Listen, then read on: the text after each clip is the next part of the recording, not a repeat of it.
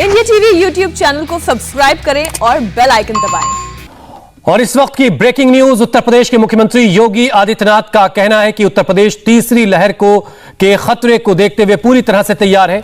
योगी ने भी कहा कि यूपी में दूसरी लहर में केस अब बहुत कम हो गए हैं और तीसरी लहर को लेकर अच्छी तैयारी की जा रही है। जिन्हें भारत की प्रतिष्ठा जिन्हें अच्छी नहीं लगती, जब ये वैक्सीन आया था 16 जनवरी को और वैक्सीन लॉन्च किया गया था, तब उन्होंने टिप्पणी की थी। वैक्सीन को भाजपा की वैक्सीन या मोदी वैक्सीन कहा था।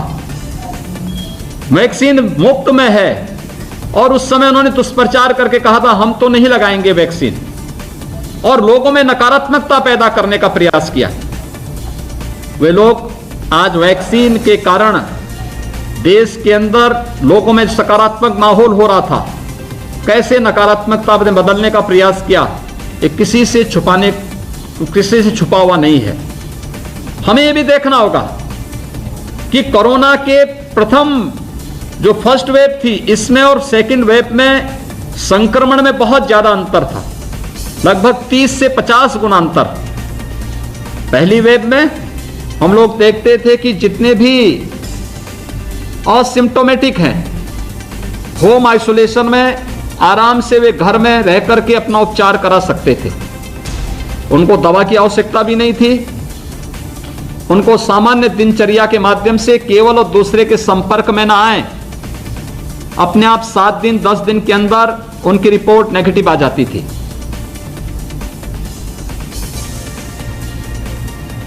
बहुत छोटी संख्या थी जिन्हें हॉस्पिटल जाना पड़ा था। लेकिन सेकेंड वेव में संक्रमण इतना तीव्र था और अचानक आया कि उस तीव्रता के कारण बहुत सारी चीजें ऐसी आई जहां पर जिन लोगों ने स्थिति को पैनिक बनाया था, लोगों के मन में एक नकारात्मकता पैदा करने का प्रयास किया, स्थिति को पैनिक बनाने का प्रयास किया, इसके कारण भी बहुत सारे लोग ऑक्सीजन की होने वाली डिमांड के लिए दौड़ पड़े।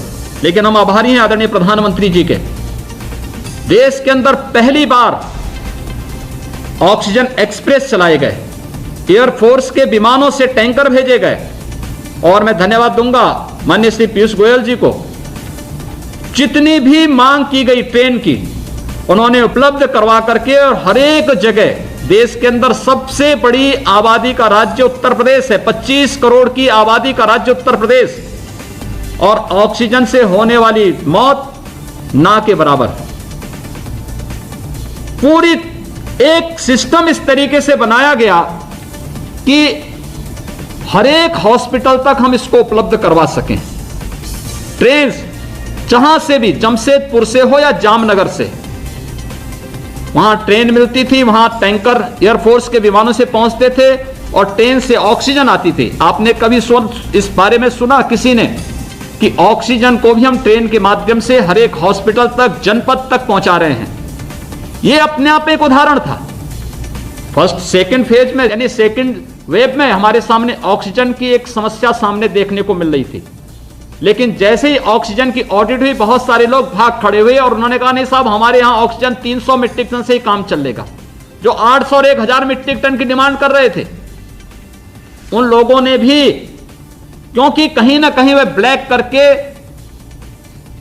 लोगों के जीवन के साथ खिलवाड़ कर रहे थे। और जैसे ही ऑक्सीजन ऑडिट शुरू हुई, उत्तर प्रदेश तो पहले दिन से ऑक्सीजन ऑडिट करा रहा था, इसलिए 25 करोड़ की आबादी को 800-900 मीट्रिक टन में सभी आवश्यकताएं पूर्ति कर रहा था। लेकिन जिनकी आबादी 2 करोड़ भी नहीं, वे भी 1000 मीट्रिक टन की मांग कर रहे थे।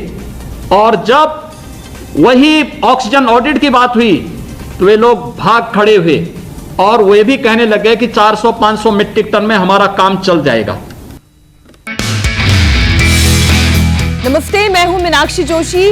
वीडियो और खबरों से अपडेट रहने के लिए India TV YouTube channel subscribe करें, बेल आइकन दबाना ना भूलें। जुड़े रहें इंडिया टीवी के साथ।